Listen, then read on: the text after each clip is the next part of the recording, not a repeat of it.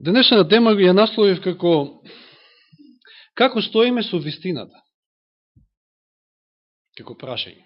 Го разбираме, мислам, прашање. Како стоиме со вистината? Па да, нормално, не барам. Дај Боже да е така. И тоа, за да видиме дали е така, ќе го разгледаме преку еден многу добро познат пример, кој што пример е запишен во последната глава од прва книга Цареви. 22 глава. Прва книга Цареви, 22 глава. Познат пример. Ќе видиме преку неколку од овие карактери кои што и личности кои што се среќаваат овде, како всушност и ние стоиме со вистината. Дали ни е мила вистината и да ја слушаме и да биде составен дел од нашиот живот, или пак вистината боли, вистината е одбивна, не дај Боже да ја мразиме вистината. Знаете, денеска живееме во свет, не само денеска, во кој што вистината не е популарна. А кога тогаш, кажете ми, била популарна? Дали некојаш била вистината популарна? Тоа е денеска, ќе го видиме. За жал, денеска луѓето сакаат да бидат лажани. Колку и да тоа чудно звучи, никој од нас лично не сака, ќе каже, нели? Меѓутоа, фактите покажуваат нешто сосема спротивно. Еве да се запознаеме најнапред со ситуацијата во 22 глава книга, прва книга Цареви и со карактерите, односно личностите на луѓето кои што сте овде спомнати. Значи, јас би кажал на почетокот дека Израел водел битки со арамејците, или со Арам, или со Сирија. И то многу често, меѓутоа, уште во првиот стих овде вели дека 3 години имало примирие. И не само примирие меѓу арамејците и Израел, туку и се случува примирие меѓу двете израелски царства, северното и јужното. Односно меѓу двата цареви. Тогашниот цар на северното царство Ахав, познатиот Ахав, и царот на јужното царство Јосафат, кој што не е познат како добар цар. Меѓутоа, ете, се случило да влезе во сојуз со добро познатиот зол, отпаднат цар од северното царство Ахав. И тоа знаете како, ете, некој се случило да неговиот син го ожени со керка на Ахав и Језавела, и сега, знаете, кога ќе се ородите со некого, тие родбински врски понатаму делуваат. Еве што се случува, мирот владееше од првиот стих, читам, 3 години немаше војна меѓу арамејците и Израел. Во третата година Јосафат, јудејскиот цар, го посети израелскиот цар. Значи, нормално е родините да се посетуваат. Царот на Израел им рече на своите дворјанци, значи Ахав: знаете ли дека Галатскиот рамот е наш? Да, Галатскиот рамот бил еден од познатите градови на прибежиште. Бил израелски, но во моментов под окупација. А вие, вели, не превземате ништо да го одземете од рацете на арамејскиот цар. И потоа му рече на Јосафат: сакаш ли да тргнеш со мене против Галатскиот рамот? Што ќе прави кутрирот Јосафат? Рекол: па, со други зборови, исти народ сме. Зошто да не? Ке ти се прикучам. Еве што вели: јас сум како и ти, мојот народ како и твојот, моите коњи како и твоите. Нема разлика, одиме заедно. Но, за разлика од Ахав, Јосафат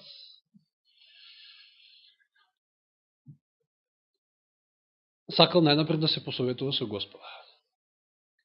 И добра идеја. Секојаш идејата да се посоветувате со Господа пред да направите некој голем чекор, и не само голем, туку било што да правите во животот, било каква одлука да донесувате, треба да се посоветувате со Господа.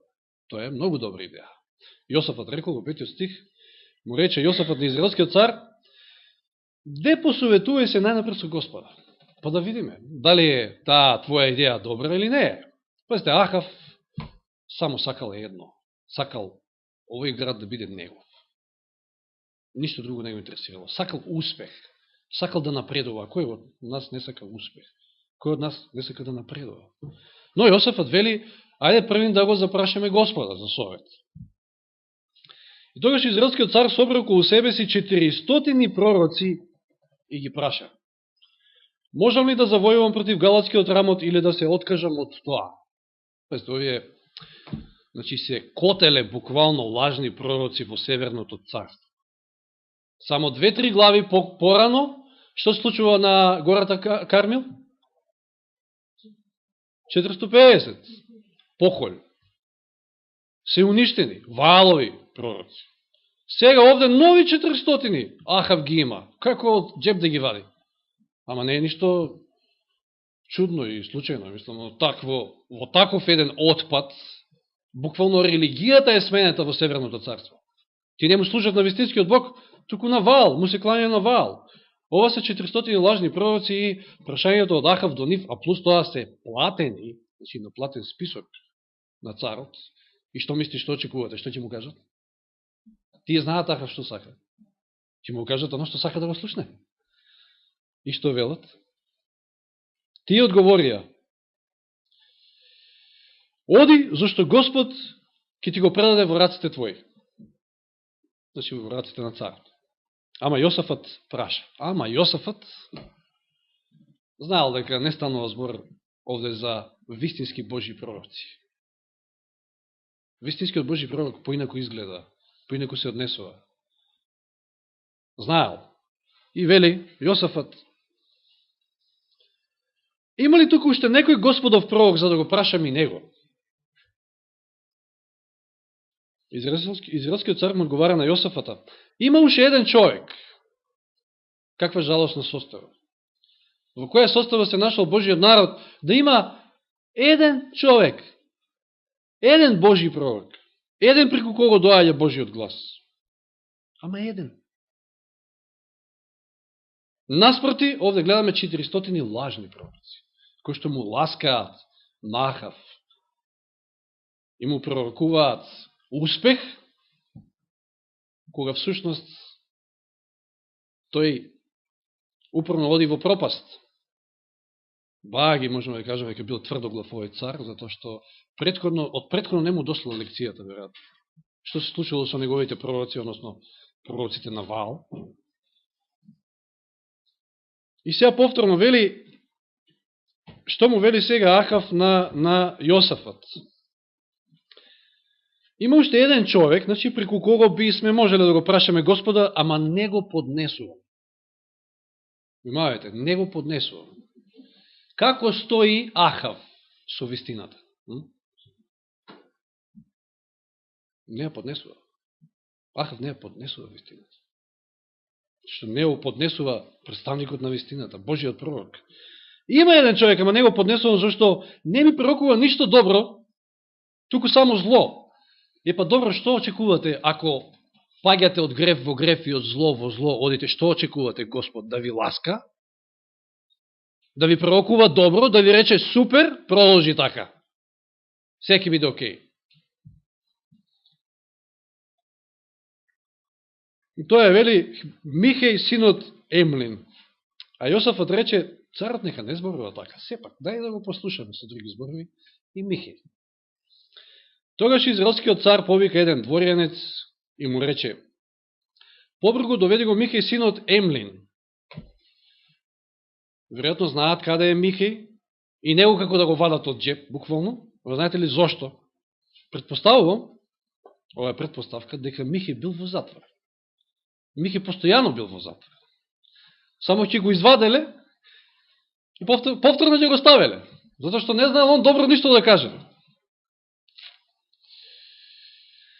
И го доведуваат. Израелскиот цар, јудејскиот цар Јосафат седеа секој на својот престол. Пазите, тоа е цела церемонија, сега тука се случува во свечени облики пред Самариската врата, а пророците пророкуваат пред нив. Овие 400.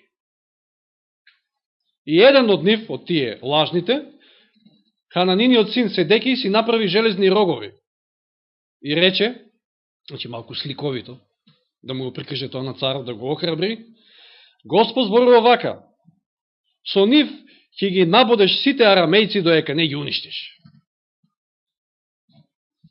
Така и сите други пророци пророкува, говорејќи, оди против галатскиот рамот и ќе успееш. Господ ќе му го предаде во раците на царот. Ќе биде твој. Колку убаво, кој не би сакал ваква нешто, ваква една подршка. Како да е Ахав на митинг, како денешниот, и сите викаат, напред, напред, напред. Ќе успееме.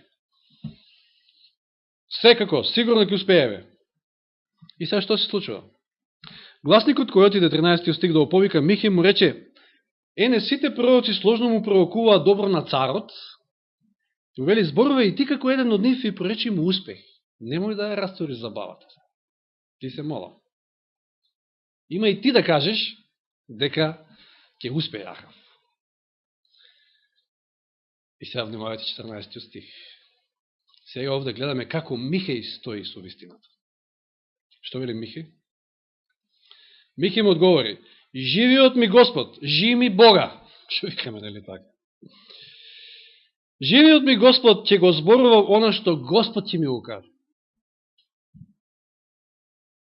Без оглед на последиците. Михеј е спремен и во затвор да отиде, Михеј е спремен и главата да ја изгуби заради вистината. А вистината е тоа, Господ што ќе го каже, тоа е вистината. Се друго е лага. Значи, како стои Михеј со вистината? Ова е многу позитивен пример од оваа цела ситуација.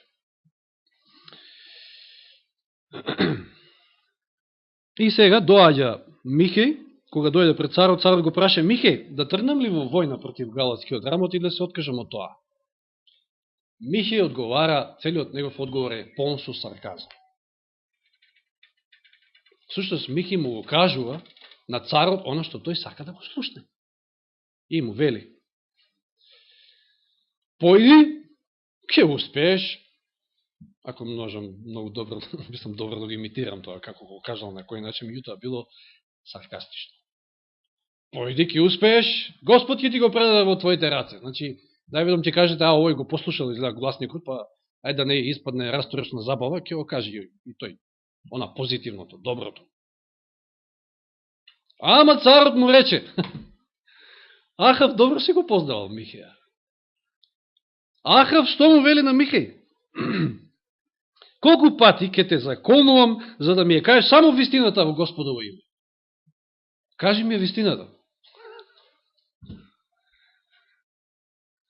Добро, Ахав знае ли што е вистината?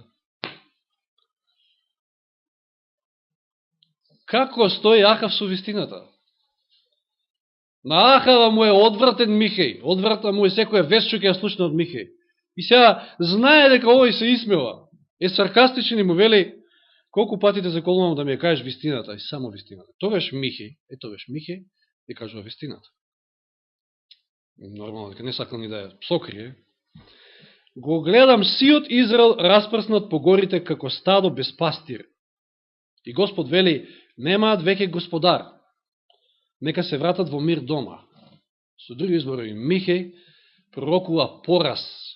Михеј пророкува дека господарот, царот, има да го нема. Со други изборови.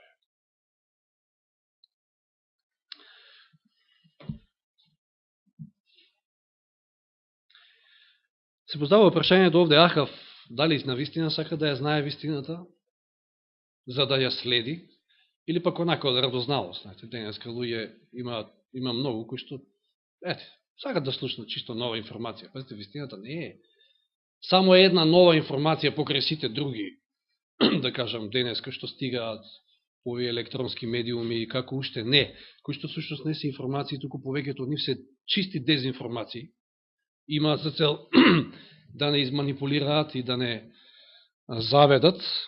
И како ние стоиме во вистината, и односно со вистината е од многу важно значење.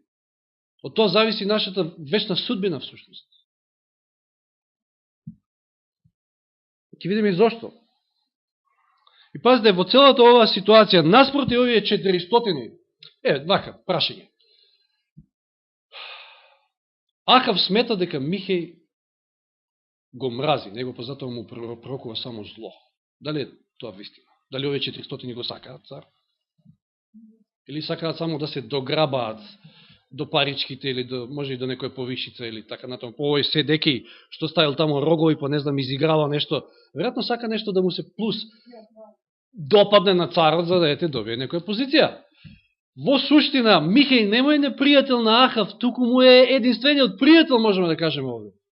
Замислите сега, вие сте тргнали некаде со ваш пријател и тој се напил малку повеќе и сега се качува, сака тој да ја вози колата. И вие му велите, не, јас ке ја возам. Го вреѓате со тоа или всушност му покажувате дека сте му вистински пријатели? Мислите доброто на него, за него.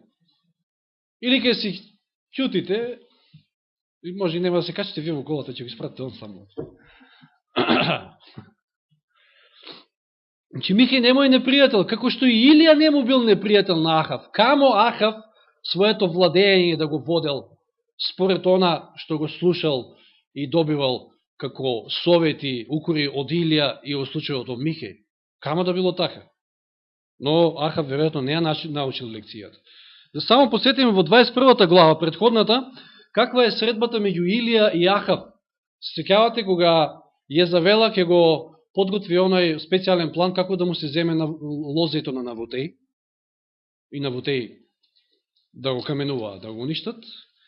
И Господ го праќа Илија да се сретне со Ахава и при таа средба во 20 глава, значи од 20 стих од 21 глава, се извинувам. Ахав му рече на Илија, се среќаваа, значи. Видите што му вели Ахав на Илија? Ме најде ли непријател мој? Ахав смета дека Илија е негов непријател, затоа што не знае ништо добро да каже, а не си ја гледа состојбата во која што е. Тој смета исто и за Михеј, дека Михеј мој непријател. Како стоиме со вистината? Ние. Погледнете еден стих, држите овде прст, погледнете еден стих во Галатјаните 4.16. Што ви вели Павле на Галатјаните во една прилика? Галатјаните 4.16.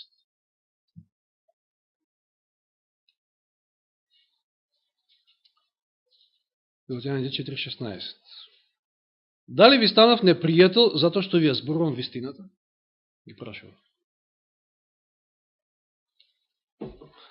Имаме проблем и ние не стоиме добро со вистината, доколку некој кој што ни ја кажува вистината ни станува непријател, омрзнат, не може да го поднесеме, како што Ахав не може да го поднесе Михеј.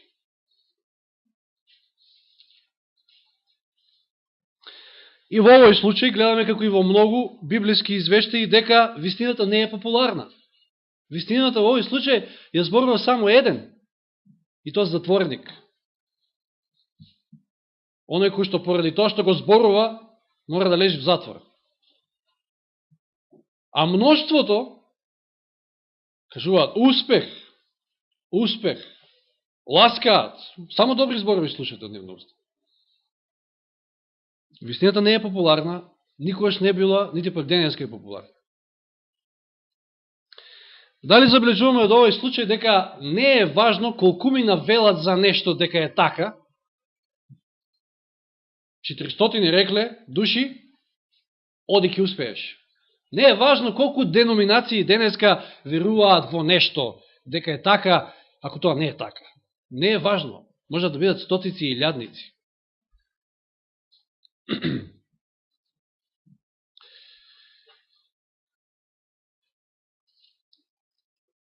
Ахав неверојатно продолжил со таа своја тврдоглавост. Непосредно пред неколку глави и го имал она искуство со Илија и Кармел, каде што били уништени 450 лажни валови пророци, сега има повторно 400 нови кои што му велат ќе успееш, и тој убаво му е, му годи, ќе успее. Се надева постојано на успех. Да продолжиме со читањето на текстот во 22 глава. И откако Михеј му кажал дека нема веќе да има господар, ќе се вратат сите во мир дома, 18 стих вели, тогаш израелскиот цар му рече на Јосафот, Ахав му се свртува на Јосафот и му вели, нели ти реков? Ете, тој не знае ништо друго да каже. Само зло. Нели ти реков дека нема да ми пророче добро, туку зло. А Михеј рече, сега ова го сваќаме и треба да го сватиме како една алегорија. Ова е фигуративен речников јазик. Меѓутоа, токму во ова парче од Библијата, во овој дел, ќе го извлечеме она што е клучно, ми се чини, за оваа денешна порака. Зборува во алегорија, Михеј кажува дека има визија и вели, затоа чуј го Господовото слово. Го видов Господа каде седи на својот престол, а сета небеска војска му стоеше оддесно и одлево. И Господ праша, кој ќе го заведе Ахава за да отиде и да падне во галатскиот рамот? Да загине, со други зборови. Едниот рече ова, другиот она. Од самиот текст забележуваме дека е алегорија, не може да биде вака. Како што не може спасените да бидат во Аврамовата пазува, или како беше таму. Тогаш еден дух влезе и застана пред Господа. Јас рече ќе го заведам. Господ го праша како? Тој одговори, ќе излезам и ќе бидам лажлив дух во устите на сите негови пророци. Господ рече, ти ќе го заведеш и ќе успееш. Оди и направи така. Михеј, за да не биде многу директен, кажал, значи, како што кажал, фигуративно зборува овде, се изразува, сакајќи да каже, сите овие 400 тебе те лажат. Единствениот кој што говори вистината сум јас. Но овде е токму онаа поука и клучното нешто кое што треба да го извлечеме денеска за секој од нас. И да со тоа ќе одговориме на прашањето како ние стоиме со вистината. Може ли Господ да прати дух заводнички, да не заведе? Може да дозволи. Дали ова ме подсетува на еден текст кој што се поврзува директно со последното време, времето во кој што живееме. Подори поврзано со, односно директно поврзано со антихристот, појавата на антихристот. Си ви текне на текст тако. Второ послание до Солуњаните.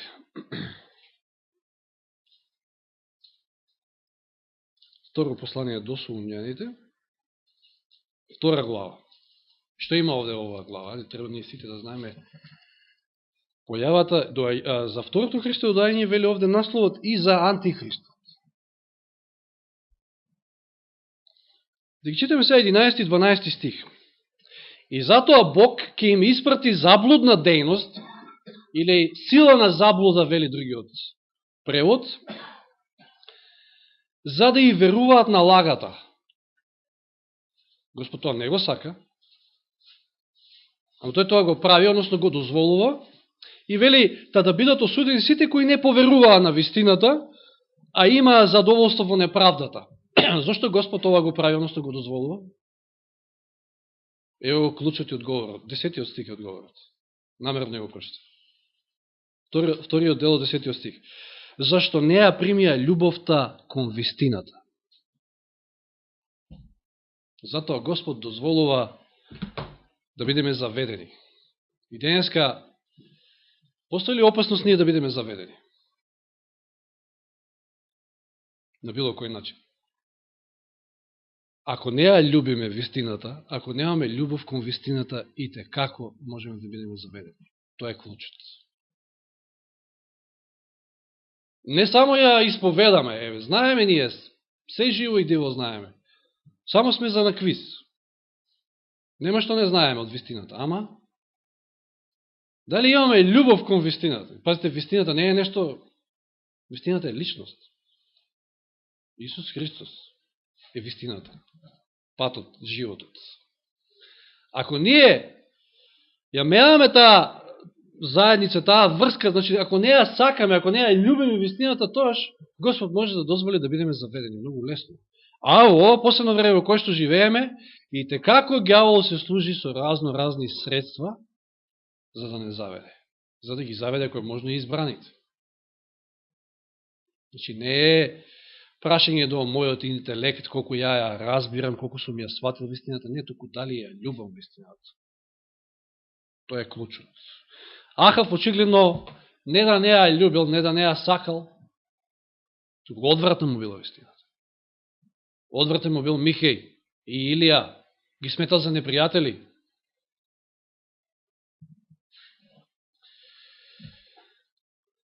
И сега, откако се послужил со овој фигуративен речник, сега во 23 стих, Михеј е отворен, не дека сакал да се скрие. Еве, така е. Господ стави лажлив дух во устата на сите овие твои пророци, ама Господ ти навестува зло, че нема да успееш. Сите овие тебе те лажат. Ама Ахав не стои добро со вистината. Нема ни бит на вистината и затоа и нема ни да го послуша Михеја, како и претходно што не го слушал, па нити пак Илија го слушал. И тогаш Хананиниот син Седеки, оној со роговите, претходно се налютил. Па сега да ви кажем некој да вие лажете, вие не зборувате, ке се налютите и вие. И што вели, му пристапи, го удри Михеја по образот и рече, зар Господови дух ме напуштил мене за да зборува со тебе? Сведоци сме на ова нешто често пати. Господ преку тебе зборува? Мајде.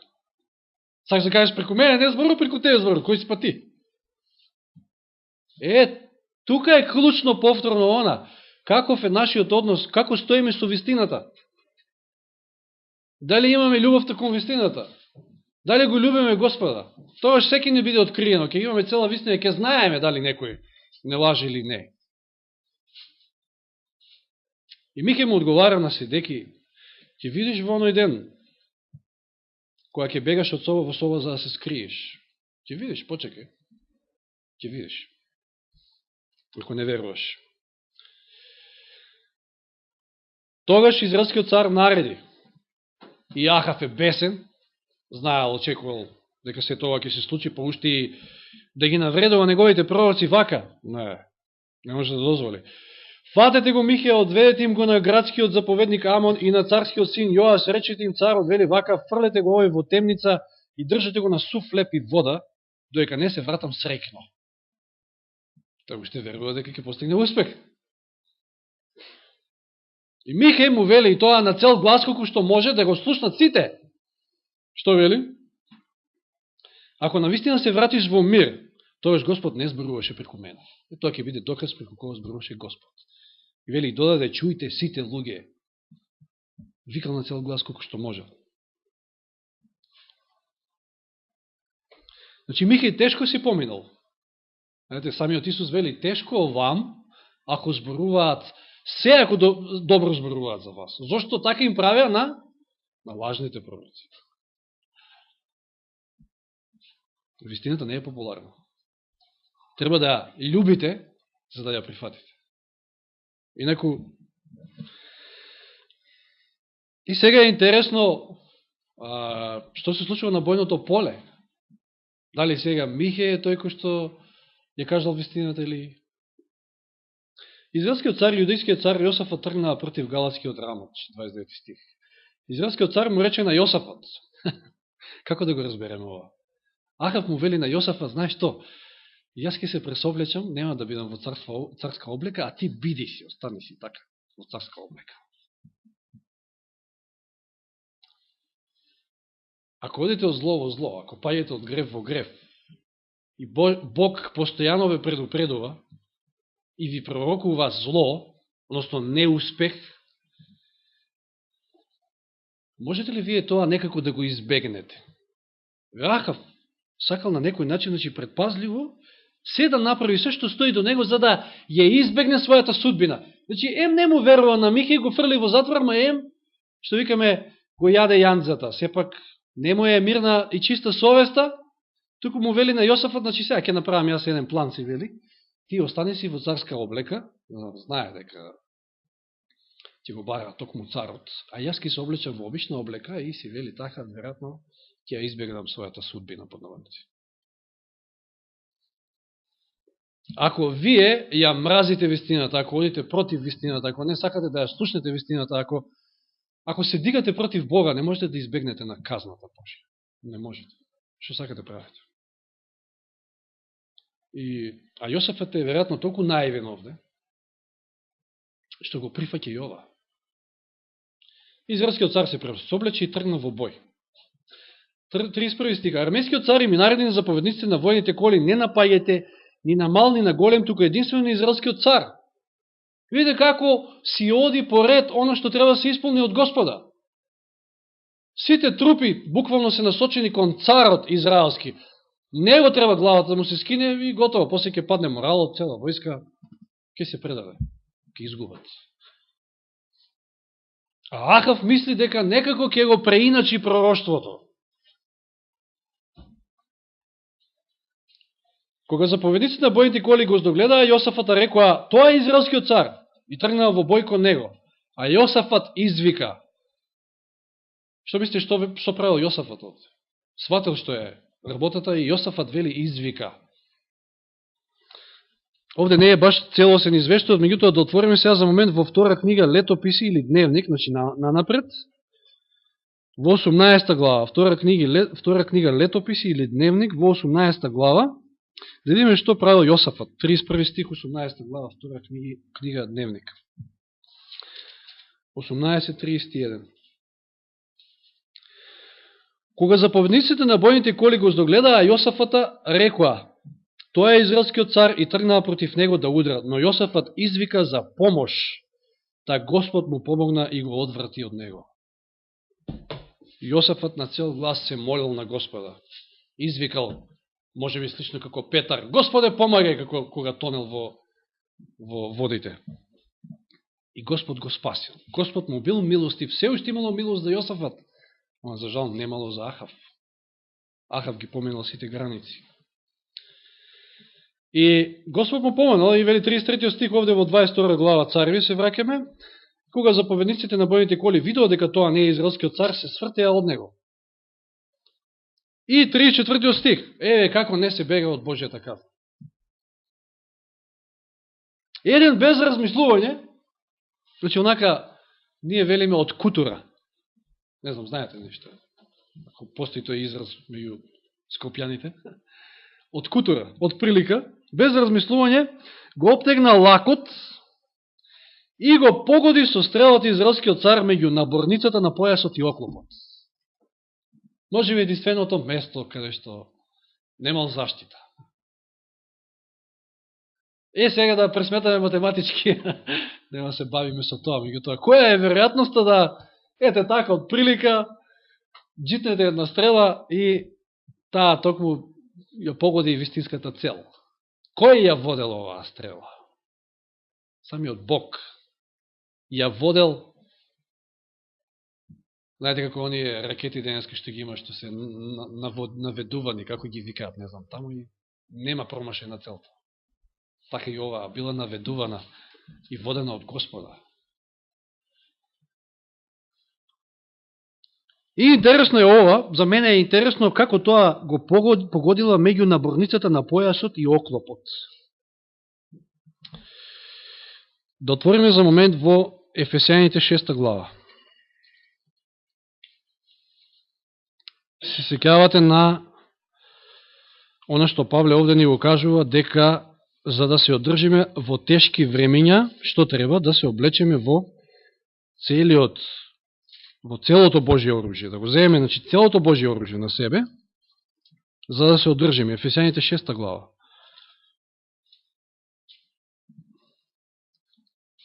Како стоел Ахав со вистината? Никако, значи. Не мразел вистината. Јас ќе кажам, го немал опасачот, вистинскиот опасач. Што вели во 6 глава Павле од 13 стих: затоа земете го сето Божие оружје, за да можете да се браните во лош ден и откако ќе свршите се, да се одржите. И така стоите цврсто препашани со вистината преку бедрата. Знаеме, ние кои што сме биле во војска, што значи опасачот. Тој држи се буквално. Целата ваша облека, тука се и бомбите се закачуваат. Све е поврзано тука. Пушката добро.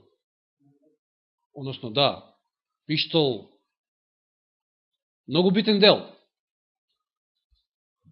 Значи, што вели Павле? Препашани со вистината преку бедрата.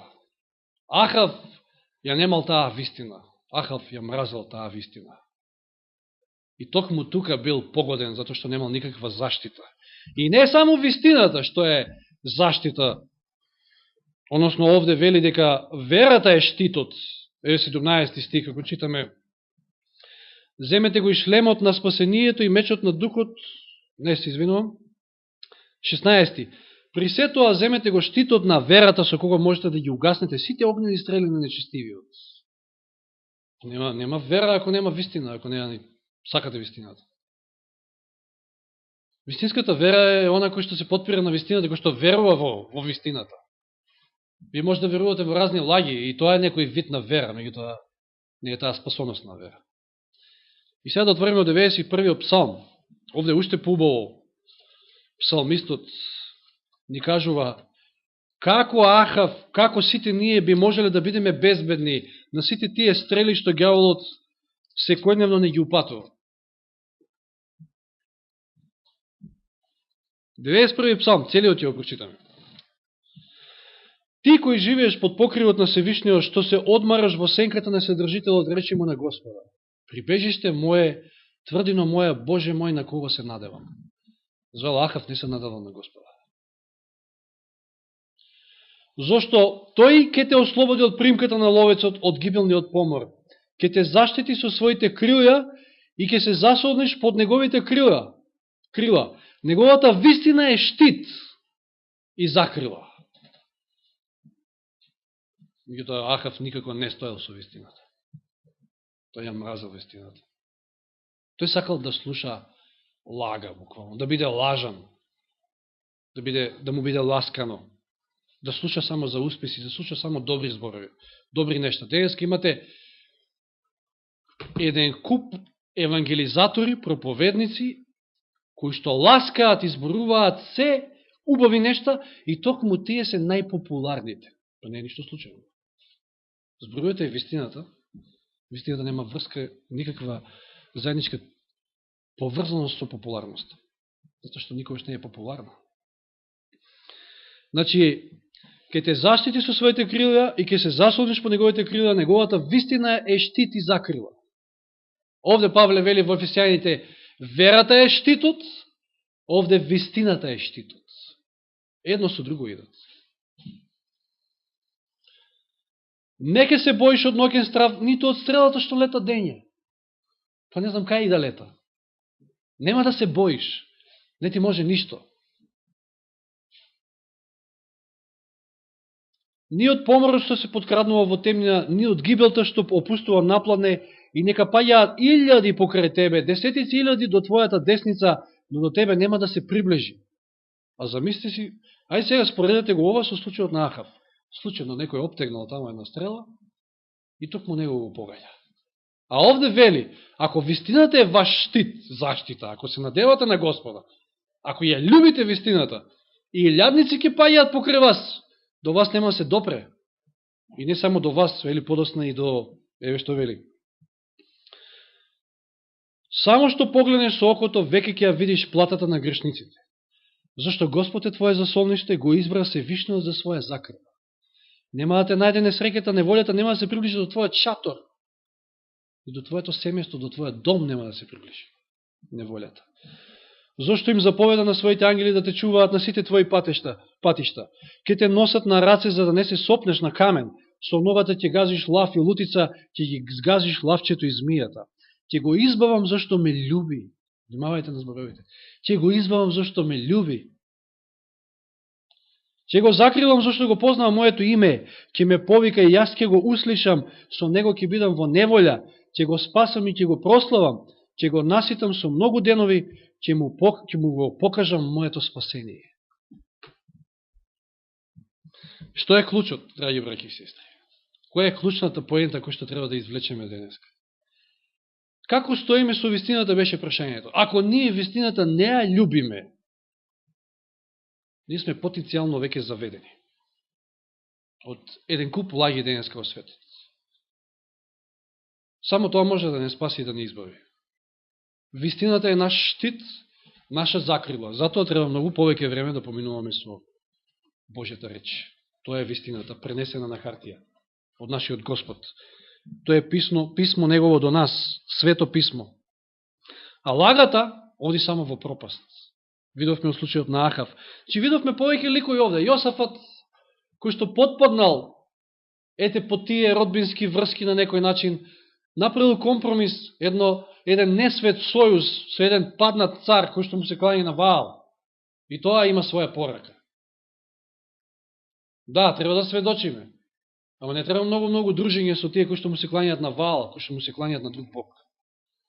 Затоа што ако ние вистински не ја љубиме вистината, ќе бидеме заведени од истите тие.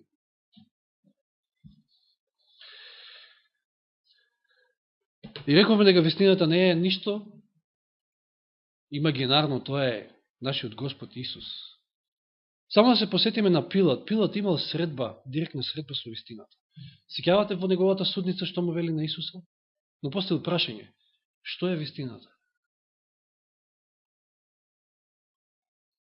Ахав, и он сакал да знае, да, кажи ми ја вистината, му вели на Михи. Вистината стоела пред него.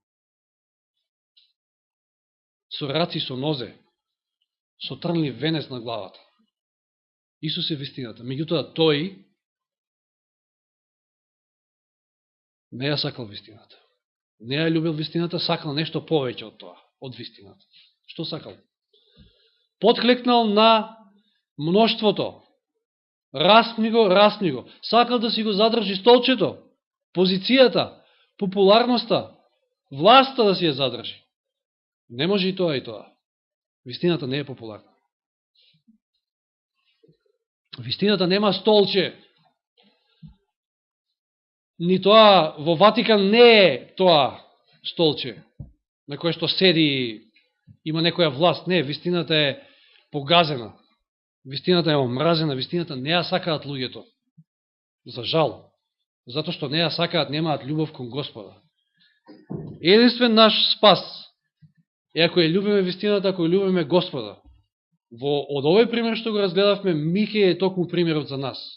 Да се подсетиме. Михеј стоел цврсто до вистината. Без оглед на тоа што ќе заврши во затвор, а може би ќе го нема. Ќе биде убиен. Ако ја љубите вистината, така и вие ќе стоите со вистината, ќе се држите до вистината. Нека Господ ни помогне да на вистина ја имаме, ја љубиме и ја проповедаме на овој изгубен свет. Нека му е слава на Бога уште еднаш. Амин.